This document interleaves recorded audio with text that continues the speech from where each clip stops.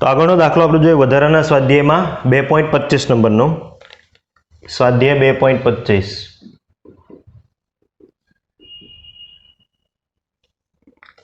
એકદમ simple example છે।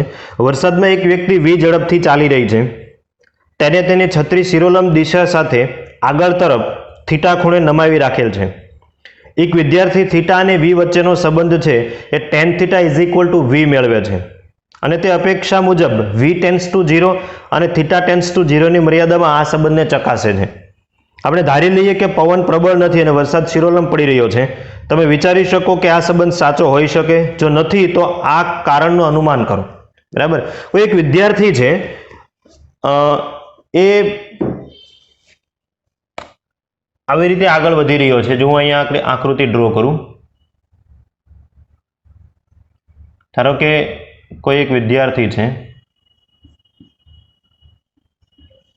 એ પોતાના હાથમાં છત્રી રાખે છે થીટા ખૂણે આવી રીતે।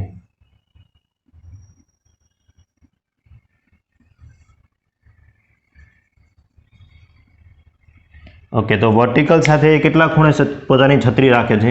તો કે થીટા ખૂણે। આ ખૂણો રાખે છે થીટા, પોતે છે એ વી જેટલી ઝડપથી આગળ વધે છે। તો આ વી અને થીટા વચ્ચેનો સંબંધ શું મેળવે છે? તો એ સંબંધ મેળવે છે tan theta is equal to V. આવો એક સંબંધ મેળવે છે। આપણે ચેક કરવાનું છે કે આ સંબંધ છે એ સાચો છે કે ખોટો છે। તો પહેલા તો આપણે એ સમજી લઈએ કે ફિઝિક્સની અંદર કોઈ પણ સમીકરણ જ્યારે સાચું ખોટું સાબિત કરવાનું હોય ત્યારે તમારે કોનો ઉપયોગ કરવાનો? પારિમાણિક વિશ્લેષણનો ઉપયોગ કરવાનો। બરાબર, પારિમાણિક વિશ્લેષણની દ્રષ્ટિએ જો સમીકરણ ખોટું હશે તો એ સમીકરણ 100% કેવું હોય? તો કે ખોટું જ હોય। બરાબર, આપણે પારિમાણિક દ્રષ્ટિએ પહેલા ચેક કરી લઈએ કે સમીકરણ સાચું છે કે ખોટું। તો પારિમાણિક દ્રષ્ટિએ ચેક કરવા માટે પારિમાણિક દ્રષ્ટિએ તપાસતા, ઓકે, ડાબી બાજુનું પારિમાણિક સૂત્ર જોઈએ આપણે। તો ડાબી બાજુ છે ત્રિકોણમિતિય વિધેય, અને ત્રિકોણમિતિય વિધેય છે એ કેવું હોય? પરિમાણ રહિત, એટલે m0 l0 t0। એના પછી છે જમણી બાજુ, તો જબા વેલોસિટી v નું પારિમાણિક સૂત્ર। વેલોસિટી v નું પારિમાણિક સૂત્ર શું થઈ જાય? m0 l1 t-1। જુઓ તો બંને બાજુના પારિમાણિક સૂત્ર એક સરખા છે ખરા? તો બંને બાજુના પારિમાણિક સૂત્ર એક સરખા નથી। એનો મતલબ કે સમીકરણ છે એ કેવું છે? તો કે સમીકરણ ખોટું છે।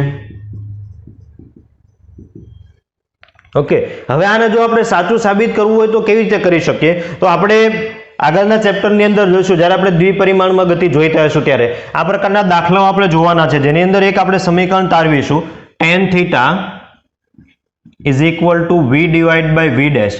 v એટલે કોનો વેગ છે? તો કે માણસનો વેગ છે, અને v ડેશ એટલે કોનો વેગ છે? તો કે આ થઈ જશે વરસાદનો વેગ। અત્યારે તમારા સૂત્ર યાદ નથી રાખવાનું। આ જે સમીકરણ મેં એ લખેલું છે એને હવે તમે ચેક કરો પારિમાણિક દ્રષ્ટિએ, તો એ સાચું સાબિત થઈ જશે। tan થીટા ત્રિકોણમિતિય વિધેય, તો એ પરિમાણ રહિત, પછી એ વેગના છેદમાં વેગ એટલે એકમ કેન્સલ થઈ જશે। તો જમણી બાજુનું પારિમાણિક સૂત્ર પણ શું આવશે? તો કે m0 l0 t0। In short, વરસાદનો વેગ તમે છેદમાં જો એડ કરો તો આ સમીકરણ જે ખોટું છે એ કેવું થઈ જશે? તો કે સાચું થઈ જશે। આ પ્રકારના દાખલાઓ છે આપણે લેટર ભણવાના જ છે। આપણે ખાલી એટલું ચેક કરવાનું હતું કે આ સમીકરણ સાચું છે કે ખોટું। આ તો વધારાની ઇન્ફોર્મેશન તમને મેં આપી છે કે કેવી રીતે આપણે એને સાચું કરી શકીએ। આગળનો દાખલો એક પણ આવો હતો, પેલા આઇન્સ્ટાઈનના દળ બદલવાના સમીકરણનો, ત્યારે પણ આપણે એક પ્રકાશની ઝડપ છે એની જગ્યા ક્યાં હોય એ ફાઇન્ડ કરી હતી। તો અહીંયા પણ તમને એવું કહેવામાં આવે કે વરસાદમાં વેગને તમે ક્યાં મૂકો તો સમીકરણ સાચું થઈ જાય। તો એની પ્રેક્ટિસ માટે ખાલી મેં તમને વધારાનું આટલી વસ્તુ જણાવી। સો દાખલાને નોટ ડાઉન કરી લો, પછી આપણે આગળ વધીએ। તો વિદ્યાર્થી મિત્રો, આપણે સ્વાધ્યાયના દાખલાની અંદર આગળ વધીએ। જો સ્વાધ્યાયનો દાખલા નંબર 2.29, પ્રશ્ન આપણી સામે આવી રીતે છે। લેસર પ્રકાશનો અત્યંત તીવ્ર એકરંગી તથા એકદિશ કિરણપુંજનો સ્ત્રોત છે। એટલે લેસર શું છે એ પહેલી લાઈનમાં આપવામાં આવ્યું છે। આપણે બધાએ લેસર છે જોયેલું છે, રેડ રંગનું એક કિરણપુંજ હોય જે ફેલાયેલું નહીં હોય, બરાબર? તો એને આપણે લેસર કહીએ છીએ। લેસરના આ ગુણોનો ઉપયોગ કરીને લાંબા અંતરોના માપન માટે કરી શકીએ છીએ। લેસર એક કિરણપુંજ તરીકે આગળ, જેવી રીતે લેમ્પમાંથી પ્રકાશ નીકળે ફેલાયેલો હોય છે, તો એનો ઉપયોગ આપણે ક્યાં કરી શકીએ? તો કે રૂમમાં પ્રકાશ પાથરવા માટે આપણે કરી શકીએ છીએ, પણ લેમ્પના પ્રકાશને આપણે દૂર સુધી મોકલી શકતા નથી. કેમ? તો કે લેમ્પમાંથી જે પ્રકાશ બહાર આવે છે એ કિરણપુંજ સ્વરૂપે નથી આવતો, એ ફેલાઈ જાય છે. લેસરનો પ્રકાશ ફેલાતો નથી, આપને બધાને ખ્યાલ છે. એટલે એનો ઉપયોગ આપણે ક્યાં કરી શકીએ છીએ? તો કે લાંબા અંતરોના મેજરમેન્ટ માટે. કેવી રીતે? એ આપણે દાખલાની અંદર જોઈએ. લેસરનો પ્રકાશીય સ્ત્રોત તરીકે ઉપયોગ કરીને પૃથ્વીથી ચંદ્રનું અંતર ખૂબ જ સચોટતાપૂર્વક મપાઈ ચૂક્યું છે. લેસર પ્રકાશીય પુંજ ચંદ્રની સપાટીથી પરાવર્તન પામી 2.56 સેકન્ડમાં પાછો આવે છે. પૃથ્વીની ફરતે ચંદ્રની કક્ષા, જેને આપણે લ્યુનાર ઓર્બિટ કહીએ છીએ, તો એની ત્રિજ્યા કેટલી હશે એ આપણે ફાઇન્ડ કરવાનું છે. હવે લેસર જે છે ને એ એક પ્રકારનો છે તો પ્રકાશ જ, એટલે એની ઝડપ કેટલી થઈ જશે? તો કે 3 × 10⁸ મીટર પર સેકન્ડ. બહુ સિમ્પલ પ્રયોગ કરવાનો છે. એક લેસરનું વિકિરણ છે પૃથ્વીથી ચંદ્ર તરફ આપણે છોડવાનું છે અને એને રિસીવ કરવાનું છે. તો આ દરમિયાન કેટલો સમયગાળો લાગે છે એ આપણે નોટ ડાઉન કરવાનો છે. અને સિમ્પલ વેગ = અંતર ભાગ્યા સમયના સમીકરણથી આપણે અંતર શોધી લઈએ. આકૃતિ દ્વારા જો આપણે સમજીએ તો ધારો કે અહીંયા આગળ પૃથ્વી છે, બરાબર, મિડલમાં આપણે પૃથ્વી રાખીએ અને પૃથ્વીની જે કોઈ એક કક્ષા છે એમાં ચંદ્ર છે એ ભ્રમણ કરે છે. ધારો કે આપણે આવી એક કક્ષા ધારીએ તો અહીંયા આગળ ધારો કે ચંદ્ર છે. હવે આપણે શું કરવાનું છે? તો કે પૃથ્વી પરથી એક લેસરનું વિકિરણ ક્યાં છોડવાનું છે? તો કે ચંદ્ર તરફ. એ વિકિરણ ફરી ચંદ્રની સપાટી પરથી પરાવર્તન પામીને કઈ તરફ ગતિ કરશે? તો કે પૃથ્વી તરફ. અને એ દરમિયાનનો ટોટલ સમયગાળો આપણે નોંધવાનો છે. આ ટોટલ સમયગાળો આપણને કેટલો મળે છે? પૃથ્વીથી છોડીએ તે અને ફરી પૃથ્વી પરથી રિસીવ કરીએ તે, આ ટોટલ 2.56 સેકન્ડ મળે છે. એટલે એ કેવી રીતે હશે? તો કે 1.56 સેકન્ડ જે છે એ જવા માટે, 2.56 છે તો 1.28 સેકન્ડ છે જવા માટે, 1.28 સેકન્ડ જવા માટે, અને પરાવર્તન પામી ફરી રિસીવ કરીએ આપણે એટલી જ સેકન્ડમાં 1.28 સેકન્ડ. તો ટોટલ સરવાળો કરો તમે, કેટલો થઈ જશે? 2.56 સેકન્ડ. તો આપણે અમુક ડેટા લખી લઈએ. લેસરની ઝડપ, લેસર એક પ્રકારનો પ્રકાશ છે, તો ઝડપ આપણે કેટલી કહી શકીએ? 3 × 10⁸ મીટર પ્રતિ સેકન્ડ. બરાબર, આ ડેટા આપણે યાદ રાખવાનો છે. પછી સમયગાળો આપણે જોઈએ. હવે સમય કયો લેવાનો છે? ટોટલ સમય આપણે ધ્યાનમાં નથી લેવાનો. પૃથ્વીથી લેસર ચંદ્ર સુધી પહોંચતા કેટલો સમય લાગે છે એ જ લેવાનું છે. એટલે આપણે લખી શકીએ 2.56 / 2. તો આ કેટલો થઈ જશે? 1.28 સેકન્ડ. તો હવે ખૂબ સિમ્પલ છે. લેસરની ઝડપનું આપણે સમીકરણ લખીએ તો આપણું સોલ્યુશન છે આવી રીતે થઈ જશે. લેસરની ઝડપ = અંતર ભાગ્યા સમય. કયું અંતર થઈ જશે? તો કે ચંદ્રની જે ઓર્બિટ છે એની ત્રિજ્યા તમે લો, તો એ ત્રિજ્યા આપણે ધારો કે x ધારી લઈએ અથવા તો r ધારી લઈએ, તો એ અંતર r = શું થઈ જશે? ઝડપ ગુણ્યા સમય. ઝડપ કેટલી છે? તો કે 3 × 10⁸. અને સમય કેટલો લાગે છે? તો કે 1.28 સેકન્ડ. તો ટોટલ અંતર છે એ તમને સાદુરૂપ આપી દો તો મીટરમાં મળી જશે. ઇન શોર્ટ ખૂબ સિમ્પલ સમીકરણ છે. ઝડપ = અંતર ભાગ્યા સમય. જે આ સૂત્ર છે એ તમે આગળના ચેપ્ટરમાં ફરી ભણવાના છો, પણ જે દાખલો આપવામાં આવ્યો હતો એ દાખલો આપણે આવી રીતે સોલ્વ કરી શકીએ. એક વસ્તુ મેં ધારી લીધી છે. એ વસ્તુ કઈ છે? તો કે પૃથ્વી અને ચંદ્રની વચ્ચે જે માધ્યમ છે એ માધ્યમ સતત બદલાતું હશે, પણ આ બદલાતા માધ્યમની અંદર મેં ઝડપ કેવી ધારી છે? તો કે કોન્સ્ટન્ટ. કેટલી ધારી છે? તો કે 3 × 10⁸ મીટર પર સેકન્ડ. જો આ ન ધારીએ તો દાખલો આપણે ગણી શકતા નથી. એટલે મેં એવું ધાર્યું છે કે ભાઈ જે લેસર પૃથ્વી પરથી નીકળે છે કોન્સ્ટન્ટ ઝડપથી ચંદ્ર સુધી જાય છે અને ફરી ચંદ્રથી પરાવર્તન પામી પૃથ્વી સુધી પહોંચે છે. તો સિમ્પલ સમીકરણ અંતર ભાગ્યા સમયથી અંતરને તમે કરતા બનાવી લો તો ઝડપ આપણી પાસે છે, સમય આપણી પાસે છે, સાદુરૂપ આપો એટલે તમને મીટરમાં આન્સર મળી જશે. ઓકે, નોટ ડાઉન કરી લો એટલે આગળનો દાખલો ફરી આપણે જોઈએ.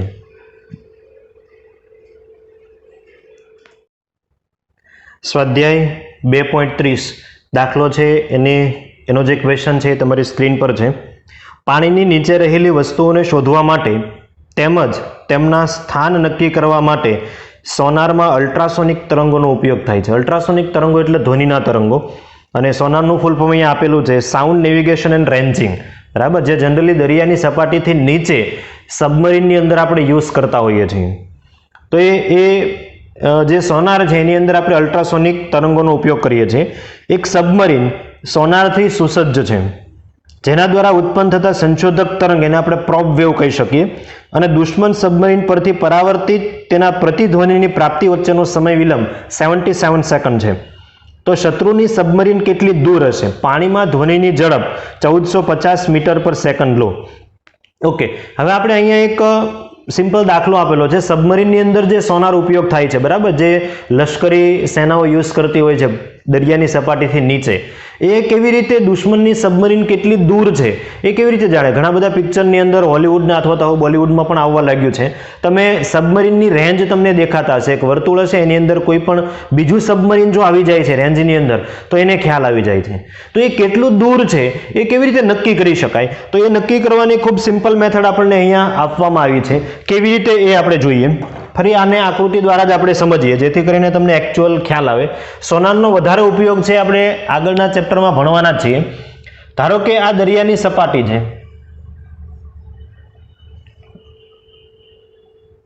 ઓકે, દરિયાની સપાટીથી નીચેની આપણે વાત કરીએ કે સબમરીન છે એ પાણીની અંદર જ હશે. તો ધારો કે આ એ સબમરીન છે,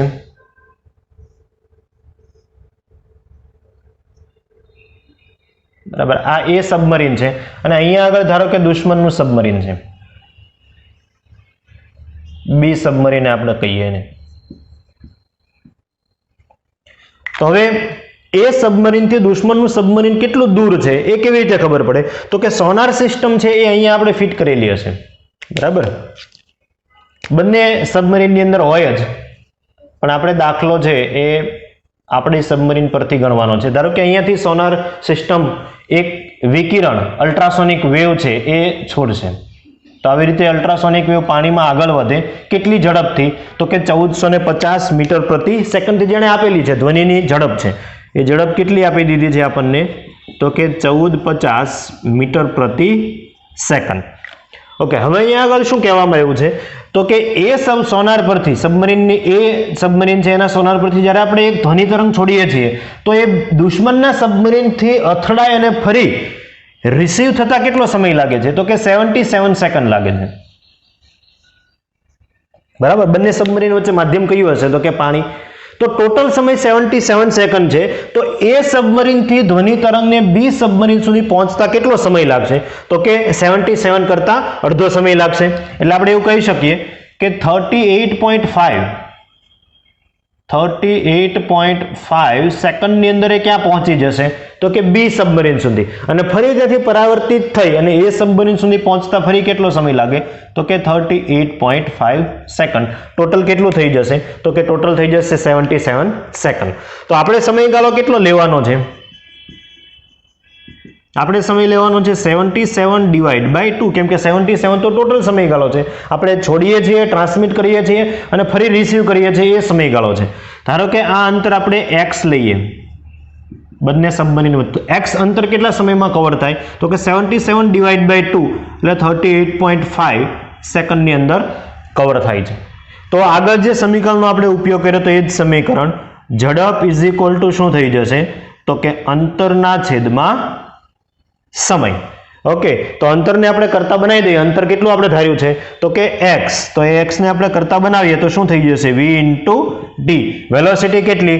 1450. યાદ રાખો 3 × 10⁸ પ્રકાશની વેલોસિટી છે, ધ્વનિની નથી, બરાબર. ધ્વનિ તરંગની વેલોસિટી પાણીની અંદર કેટલી આપેલી છે? માધ્યમ બદલાય તો બદલાય, એ આપણે લેટર ચેપ્ટરની અંદર જોઈશું, પણ આપણને અત્યારે પાણીમાં આપી દેવામાં આવી છે 1450 ગુણ્યા 38.5 સેકન્ડ લાગે છે, બરાબર.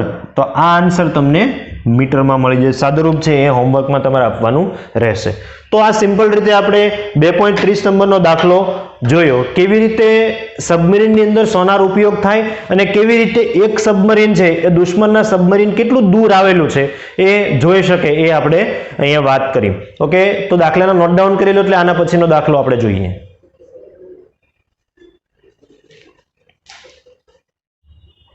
ઓકે, સ્વાધ્યાયનો 2.31 નંબરનો દાખલો. આપણા વિશ્વમાં આધુનિક ખગોળવિદો દ્વારા શોધાયેલ સૌથી દૂરનો પદાર્થ એટલો દૂર છે કે તેના દ્વારા ઉત્સર્જાયેલ પ્રકાશને પૃથ્વી સુધી પહોંચવા માટે અરબો વર્ષ લાગે છે. આ પદાર્થો જેને આપણે ક્વાસાર કહીએ છીએ એના કેટલાક રહસ્યમય લક્ષણો છે જેનો આજ સુધી સંતોષકારક રીતે આપણે સમજાવી શક્યા નથી. આવા એક ક્વાસારમાંથી ઉત્સર્જાતા પ્રકાશને આપણા સુધી પહોંચવા 3 અબજ વર્ષ એટલે કે બિલિયન યર લાગે છે. તો તેનું અંતર કિલોમીટરમાં નક્કી કરો. હવે બહુ સિમ્પલ વાત છે. ક્વાસાર છે એ તમે કદાચ સાયન્સ ફિક્શનની અંદર નામ સાંભળેલું હોય. ક્વાસાર એ શું છે તો કે પૃથ્વીથી ખૂબ દૂર આવેલા એવા પદાર્થો કે જ્યાંથી જો પ્રકાશનો ઉદ્ગમ થાય એ ઉદ્ગમમાંથી પ્રકાશ નીકળે તો પૃથ્વી સુધી પહોંચતા એને કેટલો સમય લાગે છે તો કે અરબો વર્ષો જતા રહે છે. હવે પૃથ્વી પ્રકાશની સ્પીડ આપણને ખબર છે મેક્સિમમ છે, એ સ્પીડ સુધી આપણે હજુ સુધી પહોંચી શક્યા નથી. તો એટલી મેક્સિમમ સ્પીડથી પ્રકાશને પૃથ્વી સુધી પહોંચતા પણ કેટલો સમય લાગે છે તો કે અરબો વર્ષો લાગે છે. તો આ બધા પદાર્થોને આપણે શું કહીએ છીએ તો કે ક્વાસાર કહીએ છીએ. એના ઘણા બધા રહસ્યમય લક્ષણો છે, કેવી રીતે પ્રકાશનો ઉદ્ગમ થાય છે, આટલો બધો સમય કેમ લાગે છે, આ રહસ્ય જે છે હજુ સુધી આપણે ઉકેલી શક્યા નથી. પણ આપણને એક એક્ઝામ્પલના તौर પર એવું કહેવામાં આવ્યું છે કે કોઈ એવો ક્વાસાર છે કે ત્યાંથી અહીંયા સુધી જે પહોંચતા પ્રકાશને જે સમય લાગે છે એ સમયને કીધું 3 અબજ વર્ષ. 3 અબજ એટલે 3 ગુણ્યા 10⁹ વર્ષ લાગે છે. બરાબર. તો એનું અંતર જે છે એ આપણે કિલોમીટરમાં નક્કી કરવાનું છે. તો આપણે જોઈએ. હવે આકૃતિ એકદમ નાની ડ્રો કરી દઉં. ધારો કે આ પૃથ્વી છે, બરાબર, અને અહીંયા ધારો કે આપણે પદાર્થ લઈએ. પદાર્થનો શેપ તો આપણને ખબર નથી, અને આપણે ક્વાસાર કહીએ. બરાબર. તો એ ક્વાસાર પરથી પ્રકાશનું એક કિરણ નીકળે છે, એને પૃથ્વી સુધી પહોંચતા કેટલો સમય લાગે છે તો એ સમય લાગે છે 3 અબજ વર્ષ.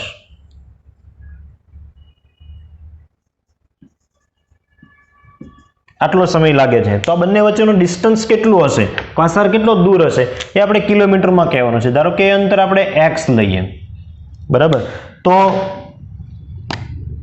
સિમ્પલ સમીકરણ જે હતું એના પરથી જ આપણે આગળ વધીએ. ઝડપ ઇઝ ઇક્વલ ટુ અંતર ભાગ્યા સમય. તો અંતર x ઇક્વલ ટુ શું થઈ જશે તો કે ઝડપ ગુણ્યા સમય. હવે ઝડપ કેટલી લેવાની છે તો કે ઝડપ જે છે એ આપણે લેવાની છે 3 ગુણ્યા 10⁸. આનો એકમ શું હોય મીટર પ્રતિ સેકન્ડ ઇન્ટુ સમય. સમય કેટલો લાગે છે તો કે 3 અબજ વર્ષ. તો 3 અબજ વર્ષ એટલે કેટલા તો કે 3 ગુણ્યા 10⁹ વર્ષ. હવે અહીંયા થોડો એકમોનું કન્વર્ઝન આપણે જોવું પડશે. જો સેકન્ડ અને વર્ષ ક્યારેય કેન્સલ થઈ શકે નહીં. આપણે આન્સર એને કિલોમીટરમાં આપવાનો છે. બરાબર. 3 અબજ વર્ષ એટલે 3 ગુણ્યા 10⁹ વર્ષ. સેકન્ડ અને વર્ષ એકબીજા સાથે કેન્સલ થઈ શકે નહીં. તો આપણી પાસે બે ઓપ્શન છે, કાં તો આ સેકન્ડને વર્ષમાં કન્વર્ટ કરો અથવા તો વર્ષને સેકન્ડમાં કન્વર્ટ કરો. સરળ ઓપ્શન કયો છે વર્ષને સેકન્ડમાં કન્વર્ટ કરવાનો. તો બાકી આપણે એઝ ઇટ ઇઝ રાખીએ 3 ગુણ્યા 10⁸ એઝ ઇટ ઇઝ રાખીએ ઇન્ટુ 3 × 10⁹ પણ as it is 3 × 10⁹ as it is. હવે આપણે વર્ષને સેકન્ડમાં કન્વર્ટ કરીએ તો વર્ષને પેલા દિવસમાં કન્વર્ટ કરીએ. તો વર્ષને દિવસમાં કન્વર્ટ કરવો તો કેટલા વડે ગુણવું પડે 365 365 દિવસ એટલે વર્ષ દિવસમાં કન્વર્ટ થઈ ગયું. દિવસને કલાકમાં કન્વર્ટ કરીએ. એક દિવસની કેટલી કલાક તો કે 24 કલાક. તો ઇન્ટુ 24. હવે કલાકને સેકન્ડમાં કન્વર્ટ કરીએ તો 1 કલાક એટલે કેટલી સેકન્ડ તો કે 3600 સેકન્ડ. તો 3600 સેકન્ડ. આ જે આન્સર આપણને મળવાનો છે એ શેમાં મળશે તો કે મીટરમાં મળશે. તો એ આપણે આન્સર જોઈએ. એ આન્સર આપણને મળી જશે 2.8 ગુણ્યા 10⁻25 મીટર. 2.8 ગુણ્યા 10⁻25 મીટર. આટલું મીટર મળે છે. પણ આપણે એને શામાં આપવાનું છે તો કે કિલોમીટરમાં. હવે આપણને એટલી ખબર છે કે ભાઈ 1 કિલોમીટર એટલે 10⁻³ મીટર. આ આપણને ખબર છે. તો કિલોમીટરમાં કન્વર્ટ કરો તો અહીંયાથી 10⁻³ આપણે દૂર કરવી પડે. 10⁻³ દૂર કરી દે તો શામાં આન્સર આવી જશે કિલોમીટરમાં. તો આને આપણે કેવી રીતે લખી શકીએ 2.8 ગુણ્યા 10 ને આમાંથી 3 આપણે કાઢીએ તો 22. હવે આ મીટર શામાં કન્વર્ટ થઈ જશે તો કે કિલોમીટરમાં. આપણે યાદ છે આપણે ભણ્યા હતા 2 દિવસ પહેલા કિલો એટલે 10 ની કેટલી ઘાત કહેવાય 3. તો અહીંયા મારે k લખવો હોય તો 10⁻³ 25 માંથી દૂર કરવી પડે. 10⁻³ 25 માંથી દૂર કરીએ તો કેટલી વધે 10⁻22. તો આ જે છે એ ક્વાસારનું ડિસ્ટન્સ છે ક્યાંથી તો કે પૃથ્વી પરથી. અત્યારે આપણે એ નથી જોવાનું કે આ પ્રકાશ કેવી રીતે આપણી સુધી પહોંચતો હશે, શું એ કેવી રીતે એનું ઉદ્ગમ કેવી રીતે હશે, ઉદ્ગમ સ્થાન ક્યાં છે, એ બધી આપણે અત્યારે ડિસ્કશનમાં પડવાના નથી. જે દાખલો આપેલો છે એનો હાર્ટ શું છે એ આપણે જોવાનું છે. ઓકે, તો દાખલાને નોટ ડાઉન કરી લો, પછી આના આગળનો દાખલો આપણે જોઈએ. સ્વાધ્યાયનો 2.32 નંબરનો દાખલો. એક પ્રખ્યાત તથ્ય છે કે સંપૂર્ણ સૂર્યગ્રહણ વખતે ચંદ્ર ડિસ્ક સૂર્યની ડિસ્કને પૂરેપૂરી ઢાંકી દે છે. આ તથ્ય તથા ઉદાહરણ 2.3 અને ઉદાહરણ 2.4ના સૂચનોનો ઉપયોગ કરી ચંદ્રનો વ્યાસ શોધો. અચ્છા, 2.3 અને 2.4 તથ્ય શું છે આપણે હમણાં જોઈએ. 2.3 અને 2.4 આ જે ઉદાહરણો છે એમાંથી જે ડેટા આપણે લેવાના હતા એ ઓલરેડી મેં લખી દીધો છે. એ ડેટા હતો એક સૂર્યનો વ્યાસ જેને આપણે જરૂર પડવાની છે, પછી સૂર્ય અને પૃથ્વી વચ્ચેનું સરેરાશ અંતર જેને આપણે એક એસ્ટ્રોનોમિકલ યુનિટ કીધું હતું, અને પૃથ્વી અને ચંદ્ર વચ્ચેનું અંતર. આટલી વસ્તુ આપણને આગળના ઉદાહરણો પ્રીવિયસ એક્ઝામ્પલમાંથી લેવાની કીધી હતી. બરાબર. હવે તથ્ય શું છે એ આપણે જોઈએ. સૂર્યગ્રહણ થોડાક દિવસ પહેલા થયું હતું, બધાએ લગભગ જોયેલું હશે. સૂર્યગ્રહણની અંદર થાય છે શું, તો સૂર્ય અને પૃથ્વીની વચ્ચે ચંદ્ર છે એ પોતાની કક્ષામાં ભ્રમણ કરે છે. જ્યારે ત્રણે ત્રણ એક લાઇનમાં આવી જાય છે ત્યારે આપણને શું જોવા મળે છે, તો કે સૂર્યગ્રહણ જોવા મળે છે. હવે સંપૂર્ણ સૂર્યગ્રહણ એટલે શું, તો કે સંપૂર્ણ સૂર્યગ્રહણ છે એનું આપણે અહીંયા પિક્ચર થોડું જોઈએ. આપણને ફાઇન્ડ કરવાનો છે ચંદ્રનો વ્યાસ, પણ એને તથ્ય જે આપેલું છે એ તથ્ય હું અહીંયા આકૃતિમાં ડ્રો કરું જેથી કરીને તમને વધારે ખ્યાલ આવે.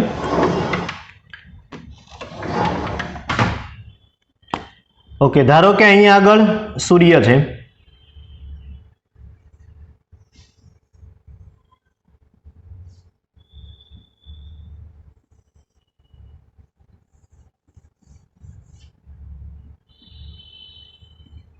ધારો કે આને આપણે સૂર્ય કહીએ. અહીંયા આગળ પૃથ્વી છે,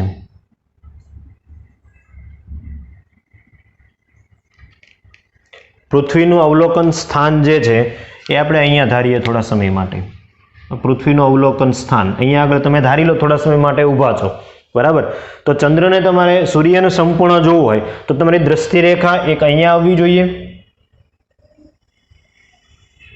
અને એક દ્રષ્ટિ રેખા અહીંયા આવવી જોઈએ. ઓકે, તો આ થઈ જશે સૂર્યનો વ્યાસ. ધારો કે આપણે એને થોડા સમય માટે કહીએ પીક ક્યુ. બરાબર. પૃથ્વીથી તમારે જોવાનું છે તો ધારો કે એને આપણે થોડા સમય માટે કહીએ ટી, આપણું અવલોકન સ્થાન. બરાબર. ત્યાં આગળ અવલોકનકાર ઉભેલો હશે.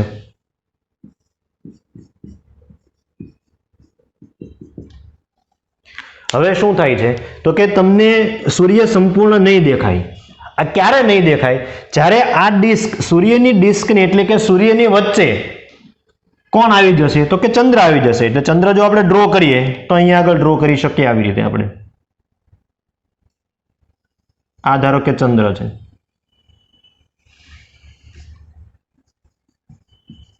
ચંદ્ર એની ઓર્બિટની અંદર જ ભ્રમણ કરતો હશે આવી રીતે. જ્યારે ત્રણે ત્રણ પૃથ્વી, ચંદ્ર અને સૂર્ય એક જ લાઇનમાં આવી જાય છે અને ચંદ્રની જે ડિસ્ક છે એ સૂર્યની ડિસ્કને ઢાંકી દે, એટલે સંપૂર્ણ ચંદ્ર છે એ સૂર્યને ઢાંકી દે, ત્યારે તમને શું દેખાશે, તો કે અહીંયાથી સંપૂર્ણ સૂર્યગ્રહણ દેખાશે. ધારો કે આપણે ચંદ્રનો વ્યાસ લઈએ RS. આ જે વ્યાસ છે એને આપણે કેટલો લઈએ, ધારો કે RS લઈએ. અહીંયા આગળ એક મિડલ લાઇન હું ડ્રો કરી દઉં જેથી કરીને આપણે કેલ્ક્યુલેશનમાં સરળતા રહે. ઓકે, મિડલ લાઇનને આપણે નામ આપી દઈએ AB. ઓકે, તો આ સંપૂર્ણ સૂર્યગ્રહણની કંઈક સ્થિતિ આવી હોય, પૃથ્વી પરનો જે અવલોકનકાર છે તે અને સૂર્યની વચ્ચે કોણ આવી જાય, તો કે ચંદ્ર આવી જાય. તો તમને આ જે કિનારી છે એ કિનારી પૂરતું તમને શું દેખાશે, તો કે એક ડિસ્ક દેખાશે, પ્રકાશિત ડિસ્ક. બરાબર. જેને આપણે શું કહીએ છીએ, તો કે સૂર્યગ્રહણ કહીએ છીએ. હવે એના પરથી આપણે આ RS શોધવાનો છે, એટલે કે ચંદ્રનો વ્યાસ શોધવાનો છે. બરાબર. તો અહીંયા આગળ જે ડિસ્ટન્સ છે એ ડિસ્ટન્સને જો આપણે નામ આપી દઈએ તો સૂર્યનો વ્યાસ એ શું થઈ જશે, તો કે પીક ક્યુ. તો અહીંયા લખી દો પીક ક્યુ, અહીંયા લખી દઉં છું. આ ડિસ્ટન્સને આપણે કહીએ PQ. સૂર્ય અને પૃથ્વી વચ્ચેનું અંતર એક એસ્ટ્રોનોમિકલ યુનિટ, તો આ સૂર્ય આ પૃથ્વી એ ડિસ્ટન્સ થઈ જશે AT. પૃથ્વી અને ચંદ્ર વચ્ચેનું ડિસ્ટન્સ એ શું થઈ જશે તો કે BT. તો આ ડિસ્ટન્સને આપણે કહીએ BT. હવે તમે બરાબર જુઓ, તમને આકૃતિની અંદર બે ત્રિકોણો દેખાશે. કયા કયા ત્રિકોણ એ હું તમને કહું. અહીંયા આગળ જે આ રેખા હશે એ આવી રીતે આપણે ડ્રો કરી શકીએ. હું બે ત્રિકોણ અહીંયા લખું છું, તમે જુઓ. એક ત્રિકોણ થઈ જશે PQT, PQT, અને બીજું ત્રિકોણ છે RST, ત્રિકોણ RST. આ બંને ત્રિકોણ કેવા છે? બંને સમરૂપ ત્રિકોણ છે. તો તમે ધોરણ 10 ની અંદર ભણી ગયા છો, જો બંને ત્રિકોણો સમરૂપ હોય તો આપણે શું લખી શકીએ? બંને બેઝનો ગુણોત્તર એટલે કે PQ, પાયાનો ગુણોત્તર PQ divide by RS. RS એ આપણા માટે શું થઈ જશે તો કે ચંદ્રનો વ્યાસ જે આપણે શોધવાનો છે, ઇક્વલ ટુ વેધનો ગુણાકાર. તો મોટા ત્રિકોણ PQT નો વેધ કેટલો થઈ જશે તો કે AT ડિવાઇડ બાય નાના ત્રિકોણનો વેધ કેટલો થઈ જશે તો કે BT. ઓકે, હવે આમાંથી આપણે જે ફાઇન્ડ કરવાનું છે એ ફાઇન્ડ આપણે કરવાનો છે ચંદ્રનો વ્યાસ.